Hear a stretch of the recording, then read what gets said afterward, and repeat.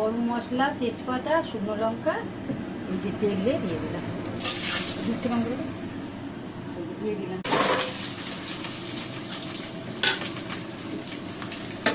Mix করা মাংসটা দিয়ে দিলাম।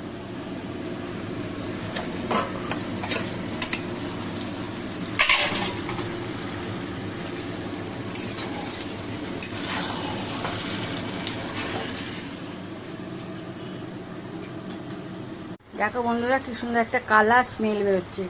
এখনো এটা আমি কড়াই কষাবো প্রায় আধা ঘন্টা থেকে পৌনে 1 ঘন্টা।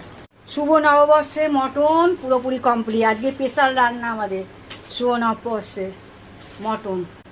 তোমরা কে কে মটন খেতে ভালোবাসো অবশ্যই কমেন্টে জানাবে। এই যে বন্ধুরা খেতে বসে যাচ্ছি। একটু উচ্ছে আলু ভাজা পেঁয়াজ দিয়ে, স্যালাড, আর এই যে মটন। দেখতে পাচ্ছ মটনগুলো কি সেদ্ধ হয়েছে।